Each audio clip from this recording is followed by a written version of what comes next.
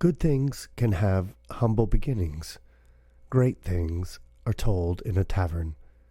Long Rest is a comedy radio play D&D podcast entirely told after battles at a tavern. Listen to the saga of misadventures, social awkwardness, and a mystery or two. Grab a seat at the table. Hashtag come for the ale, stay for the tale.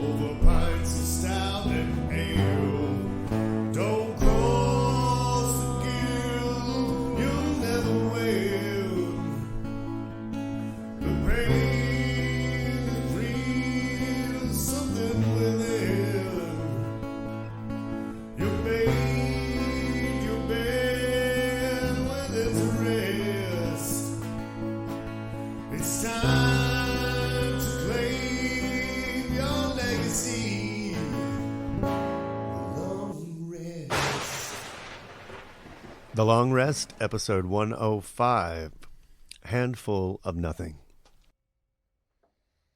Welcome back to The Long Rest, a Dungeons & Dragons podcast set entirely between the battles at the Long Rest Tavern. Our accidental group joins forces to adventure and gain riches, but egos, bad habits, and family lend to unpredictable exploits. I am Robb, your Dungeon Master.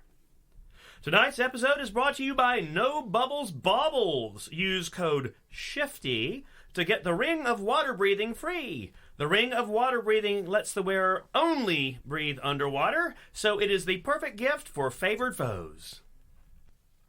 On the Long Rest, our bard and rogue, after having made a precarious deal with the Thieves Guild to raise 10,000 gold in 10 weeks to save the tavern from an intentional fire, determined all they needed was a group of adventurers with specific prowess. Serendipity brought them something else. A young cleric high elf with raven hair, unapologetically nice, on a mission to serve. She is a healer, and there is kindness in her face. Named Aria. A wise older dwarf with gray mixed in with black hair and beard. A quiet wise man with many adventures past that may have one last adventure in him. He revealed to the bard and rogue that he had many adventures with their parents before they died. He has joined this adventure to keep an eye on the boys. He is called Orin. A sorcerer gnome, Thorne Skystriker Stells. He makes up with heart what he lacks in smarts. He has a somewhat weathered book bag that is overfilled and does not seem to burden him, and he appears to have some Feywild magic in him. He is called Thorne. Lastly, a wizard that is an analytically minded scientist who considers others as subjects more than relations. She is outspoken but seems to be clearly full of secrets. She is called Elizabeth. We join our party just getting back from a small adventure while awaiting the return of our bard after a week's journey returning Gus the Red Dragon back to his home. Gus was an unexpected prize from their last adventure. Each member of the group had strong feelings on how to deal with the found dragon's egg, selling it on the black market, training it to be their weapon, keeping it as a pet, or, least favored, kill it. Amongst the heated discussion, the dragon hatched and took a bite out of our bard, a small one, and they had a connection of sorts. Whilst the others argued, our bard slipped out and went to take the red dragon Gus home on his own.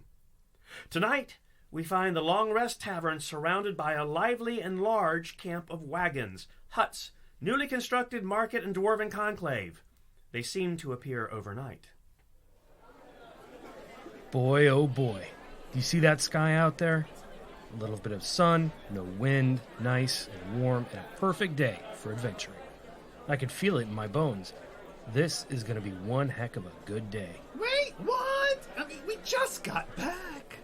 You know, Thorne. Just sit back and watch. This is just too delicious. What is? Enough! I am not upset that Thardan is here. I've told you that 3 times. I am proud that he found me. Really. I just didn't think he'd have the guts to go bring the whole damn family with him. Our bard now enters from his week returning guest, the baby dragon, to a complete dwarven caravan camped out and around the Long Rest Tavern. Orin's entire 4 generations of family now presides in shabby hutments that had been erected to shelter the ousted dwarves. Good news, my baby dragon is safe. Bad news, I think we're in the middle of a hostile takeover. Artie, remember, when you get like this, take a long breath in and out. Very audibly, our bard is trying to slow his panic attack with breathing exercises prescribed by our healer. And out. 1, 2, 3, 4, 5, 6, 7. What the candy nuts is going on? And in. 1, 2, 3, 4, 5. Artie, focus. Frack, Artie, sounds like you're birthing a kiddo. The assembly outside is Orin's family. How dare you try to take the Long Rest Tavern? Should I wait till he passes out? He'll be fine. Tell the tale of the dwarven caravan. Oh, I love this part. Artie, this may feel like an unwelcome assembly, but it is my kin, all of them. Well, why didn't you tell me? I would have tidied up and planned a feast. It was quite the jaw-dropper when we got back from ridding the sewers of more kobolds. We found around 100 platinum down there. They keep gathering loot, and we just saunter in and take it. Sleepy kobolds. When we got back, it was perplexing. I thought at first we'd hop to another plane when we arrived at the tavern. Oh, very, very, very funny. I know how to control my magic. Of course you do. Orin, how long have you been shacked up with them? Thardan and I have been married for 100 years. Sure, marriage is a tedious death sentence. How long, really? 100 splendid years. Okay. Actual and happy ones, huh? Go on. Thardan is a good man, and we have 2 daughters. I have so many questions. Thardan and I got married, for better or worse, through sickness and in health, and no adventuring, with an exception for every quarter century, I am allowed to embark on one mission. It may be 1 week or 1 year. I just promised to come back in one piece. This was to be my grand finale of sorts. I am getting on in age, and it does seem to have lost its luster. That is what brought me back to the Long Rest. Your parents were my best experiences. That was some benchmark adventuring. How long were you with our parents? Just over 3 years. When they passed, I went home and I told Thardan I was hanging up the warhammer. Good folks, your parents. Do I have stories? It was Thardan's idea, no, insistence, that I come back here one more time to pay my respects, I reckon. And then will I witness their boys here arguing as brothers do. Half-brothers. And Artie asked you to join our party. Well, yes. How could I say no? Are we anything like our parents? Yes and no. What do you mean? I think he was looking at me when he said yes, and you when he said no. Get to the part where you explain why your husband followed you here. To make a long story short... Too late! Oh my gods, tell me what is happening. Our dwarf sidles behind the bar, pours a pint, and downs it in one gulp. He repeats this process 3 more times, refusing to answer the question. Finally, the rogue speaks up. The dwarfs were mining. Orin said, Thardan said they were remodeling. Fine. Remodeling when they dug too deep and broke through the Millrich caverns. They found an iridescent waterfall, a happy accident. They gleefully mined, remodeled another 50 feet done to enhance the view, and maybe built a little cafe down there. Can you just imagine? So serene. I wanted to go forthwith. Ooh, I would so eat there. Maybe even sing there. Oh, I know. But Orin, now in the state of mind to finish the story, settles back at the table, this time dragging his warhammer with him. Thorne, you are not eating there. Artie, you're not singing there, and this is not a pleasant fiction. The remodeling broke through into a Hydra's den. Merlin's beard! More like Mirrodin's balls. They all had to abandon the keep, and Thardan thought it wise to bring them here and wait until I returned. Luckily, our kobold-killing adventure was a short trip, so Orin had the time to do many, many tours for each family member through the tavern, regaling his times here. I still think we should have been charging for those guided tours. I want a guided tour. You have coin? Corvo, they're homeless right now. It was just a suggestion. Homeless. So depressing. I am going to lift their spirits in song. No one chides about his singing this time or tries to stop him. This confuses our bard.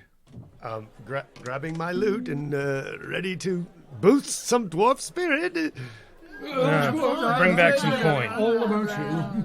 Artie dashes outside with lute, pan flute, and a cape, for some reason, to delight the dwarves with his talents. Corvo and Orin have settled into a corner booth to talk about options. One Hydra or many Hydras? Giselda Gratgard, the leader of our clan, sent 4 sentries to investigate. The one that escaped determined it is one very pissed-off 3-headed Hydra. 1. That's good. We can handle 1. V, mind if we join this conversation about the conundrum that will in no doubt heal us? The cleric, the wizard, the sorcerer, the rogue are in a dark, quiet corner of the bar having an ireful debate. These weeks of adventuring bonded these misfits. Nevertheless, this development has built a schism looking to fracture this bond. We have run every scenario a multitude of times. I can light countless candles at the temple, but the outcome is the same. One more time. Let's walk through it one more time. We drop in. We flank the Hydra. I drop a spell to grab its attention. Corvo and Orin try to cleave 2 of the Hydra's heads. Thorne goes for the 3rd and misses. I get devoured by the old gal and our cleric is stomped on while healing you 2 fools. We got a handful of nothing. We have talked about this so much that I'm not sure if it's real or a bad dream. It's clear that we won't be enough to kill the Hydra.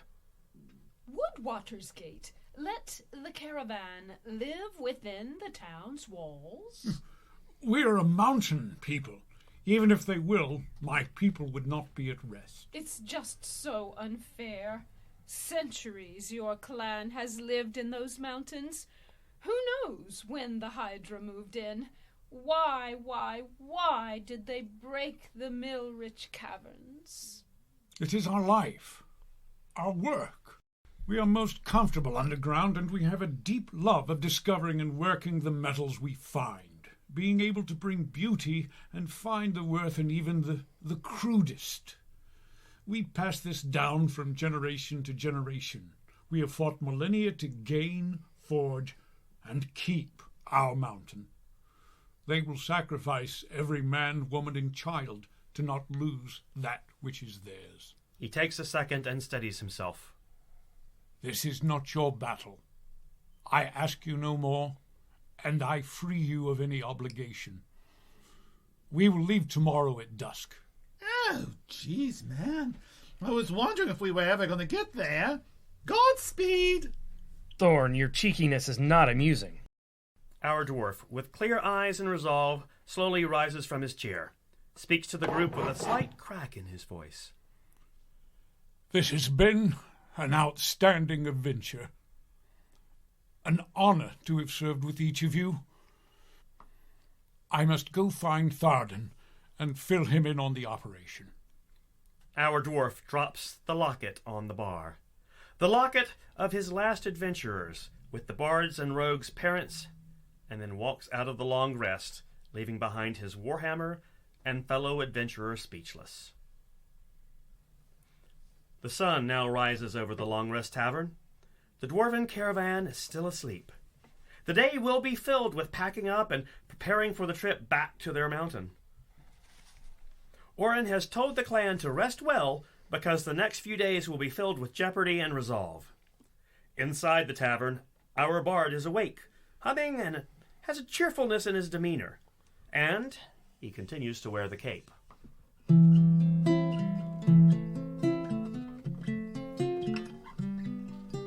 dreamland where I wake up, my first thought and last thought was of you.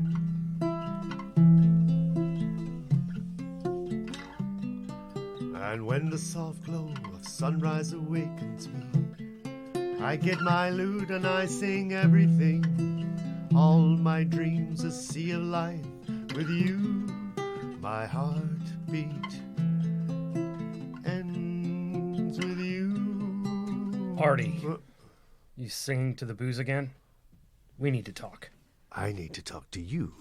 How was entertaining the troops outside? Marvelous. Always nice to have an audience. I'm pleased you could raise their spirits before they leave. They're leaving? Of course.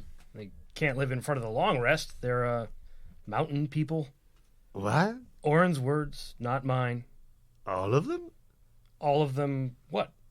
I thought they didn't have a home anymore. The Hydra destroyed their mountain.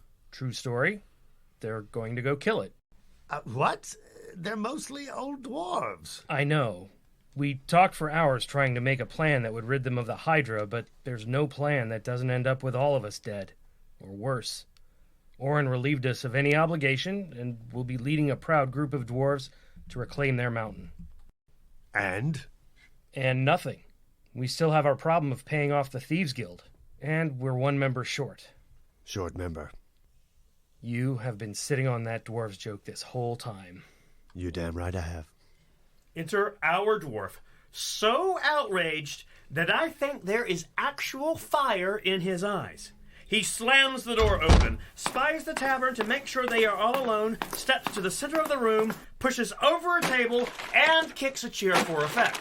Rogue! You best leave us alone to settle this affair. Weird choice of words. What are you talking about? I thought... Sure, we can make a new plan. We're in with you. No, you are resolved to all things dwarf and Hydra. This is between me and your brother. Half-brother. Enough! Rogue, you may stay and be a witness to this trial, or leave. Your choice. Stay? Oh, dear gods, what did you do? Our rogue plainly sees his half-brother's cheeks turn an even deeper shade of red than normal, and his eyes go wide. The rogue feels for the daggers hidden in his coat, anxious about what's happening. My eldest daughter, Hildy. No. Our bard shrugs apologetically. Yes, Thardan, my husband of 100 years. Lovely, harmonious years, we know. Has not once raised his voice with me. That has got to be some type of record. This morning, Thardan is furious, raging. I thought it was about him fighting the Hydra, but no. This mood has been brought upon by our daughter informing him, not asking, that she will be staying at the Long Rest Tavern because of you. He points a finger right in the bard's face. The cape was too much, I take it? My daughter! This is not uncommon with bards. My daughter! Orin, I can see how upsetting this is. Dwarves marry for life and death. Life and death? That is what I heard. Hildy is young and impressionable and promised to someone else. Oh, how young? Well, she's barely lived a century. Sorry, Artie. You don't get the girl this time. Not so darn fast. Bard, are you going to be honorable? Well, of course. I humbly decline to marry for life and death. Not sure that's for me anyways. Good man. Then it's settled? Dear boys, you seem to have forgotten the dwarf honor code. It's a fight to the death. You know, there sure are a lot of fights to the death in the dwarf culture. Orin, you're okay with Artie fighting that young man to the death? I'm not sure, but one thing I am sure of is that I will not disappoint my husband, and that is what he has petitioned. Artie, you can take a young dwarf. No offense, Orin. None taken. I will inform Galo Hidekiller to prepare for battle. Galo Hidekiller?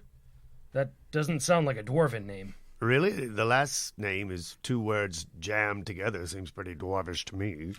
It is not, coincidentally. Giselda Gratgard, our clan's leader, adopted Galo when he was just a wee one. She thought it best to give him a name that represented his heritage, being a Goliath. Goliath? Oh, yes, 9'2" Goliath on the outside and 100% dwarf on the inside. Galo is highly educated, a proficient craftsman, and apparently in love with our Hildy. A Goliath? He'll probably kill me. Artie? Probably. But we'll try and bring you back after. Our bard, falling into a panic attack, has started his breathing exercises taught by our cleric. In 1, 2, 4, 8. Out 7, 3, 6. I can't remember the count. Oh, settle yourself. You should think twice before betting the daughter of a dwarf. How could you, Artie? Orin adventured with our parents. Oh, hold on. Bet her? I didn't bet her. No betting. There was no betting. Explain? Yes, Artie, explain. Why would my sweet Hildy have to stay here at the Long Rest? I offered her a job. A job. To run the Long Rest when we're out on adventures. She never told me about a boyfriend or said that boyfriend was a Goliath. We just talked for hours. Well, I mostly listened. That's a first. She went on about wanting to see the world, hunt for lost treasures, and sail the seas. She has heard your stories, Orin, of wild experiences and the places you've been. She is very much like you. She talked about how, if she worked here, she could spend more time with you, and maybe you would teach her all you know about the world. Wait a minute. She tricked me. She bamboozled me into hiring her here at the Long Rest. All those compliments. Oh, I feel used. Artie, please accept my fervent apologies. It seems my smart, shrewd daughter plotted to get her way. That does sound more likely than her falling for a bard. I mean, she is to marry the clan leader's son. Sounds fair. I best be finding her and having a talk and... Oh, God. Thardan, it looks like a family meeting is in order. As our dwarf is leaving the Long Rest, his relief visible in each step towards the door, he turns and his face has a very large grin. Oh, sleep with a bard. I'll return with Thardan, and we can put this burden to rest. Artie, you offered her a job? That's what you wanted to talk to me about. Yes. Sit down, little brother. We're going to have to make some ground rules and secret sign language. Okay. Why? To save your bacon. The sun is starting to set behind the Long Rest Tavern. There is a commotion out front with the upheaval of the dwarven caravan. Our rogue has just gotten the wizard, cleric, and sorcerer up to speed on the incidents of the morning. This is what happens when we sleep late. Poor Artie. Did you try breathing in slowly? Yes. Artie is peering out of the window looking for Galo the Goliath. He is huge. Why doesn't he fight the Hydra? Good question. My guess is it's because he's a scholar and the clan leader's son. Is Orin going to say goodbye before they leave? Yes. And he's bringing his husband to have a talk with Artie. Oh, I don't think so. I think he's going to beg my forgiveness. The group is quite amused. He might. Artie, try to be not weird when they come in. I will be here to coach you on your breathing. I'm not weird, and I did not do anything wrong. You offered. Why don't we all give our bartender a break? Should we take stock on how much more coin we need to pay off the thieves' guild? Yes. And we need to hire a fighter for the group. Once the caravan leaves, we can start putting signs up around Water's Gate. They're coming. Our bard races behind the bar, tuning his lute and trying to look very busy. Our dwarf enters holding the door for Thardan, and they walk up to the bar. Thardan, this is Thorne, our sorcerer, Orin, our cleric, Elizabeth, our wizard, Corvo, our rogue, and the bard. This is my husband, Thardan. A pleasure to meet you all, and what an opportunity to meet you, too. My sweet Orin has told me so many wondrous stories about your parents. My sympathies on their passing. Thank you. 100 years of marriage. What is your secret? Respect, honesty, and my poison berry pie. Artie, if Thardan offers you pie, don't eat it. Oh, it's not really poisonous. To dwarves. Welcome to the Long Rest. Thank you. It is just how I pictured it. Now, young Artie. Yes, sir. Hun, you said you'd go easy on him. It seems our enterprising daughter took advantage of your hospitality. To be clear, Hildy will not be working here. Ever. Noted. This entanglement did yield fortuitous conversation with Hildy. Just to be clear, you know there was zero entanglement. Yes, Artie, we know that now. Our cleric, that has been sitting in back listening intently, has now stood and raised her hand. Yes, Aria. Why did your daughter try to hoodwink Artie? It seems that Hildy would like to have an adventure with her pops before she marries. Can't blame her. Orin is quite good. True story. I have learned so much. Thardan and I have agreed to this parley. This is where you travelers come in, if you accept our offer. Offer? Speak freely. We would. Just a thought. Sorry, Orin, please go ahead.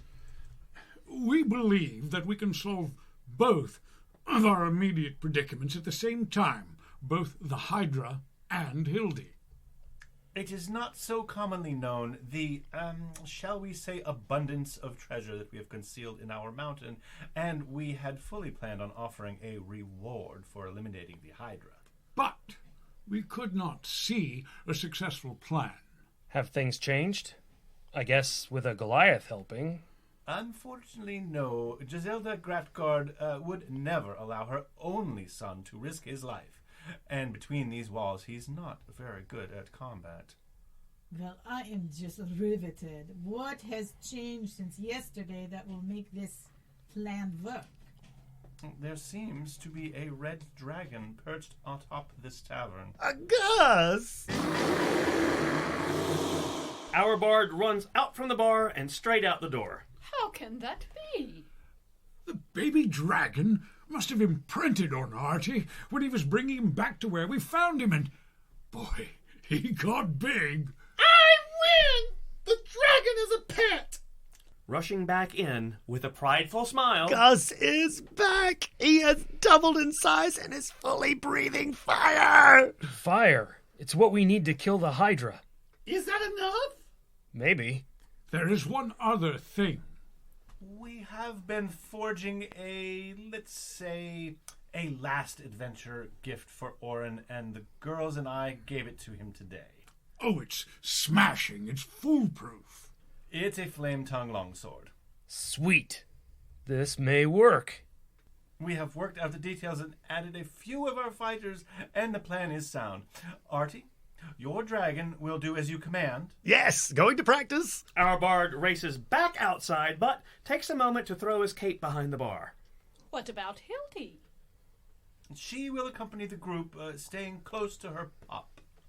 Thardan takes Orin's hand and squeezes it. Orin nods. A promise is made that needs not be said.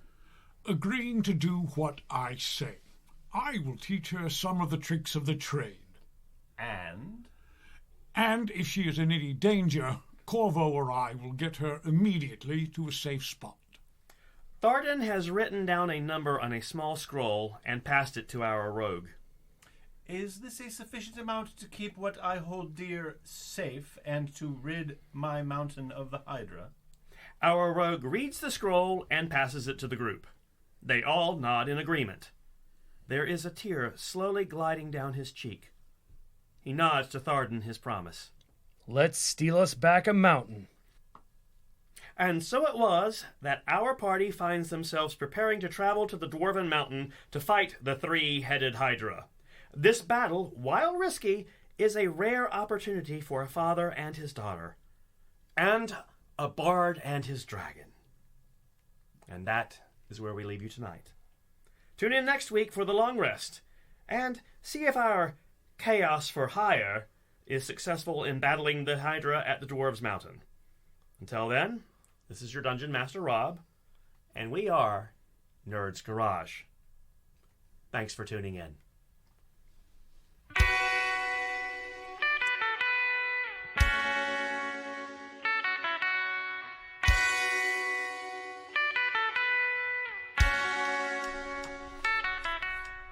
The Long Rest features the talents of Robb Mann as your Dungeon Master, David Curtis as Corvo the Rogue, Zach Hanner as Artie the Bard, John Markas as Orin the Dwarf, Linda Carlisle Markas as Aria the Cleric, Jeff Phillips as Thorne the Gnome, Suzanne Ralke Smith as Elizabeth the Wizard, Derek Smith as Thardan the Dwarf and the Thieves Guild member.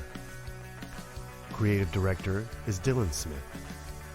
Special thanks to D&D Beyond, Wizards of the Coast, Michael Vancore, Justin Smith, Jason Aycock, Alice Morgan Sherwood, NerdzGarage interns, and all the NerdzGarage D&D players.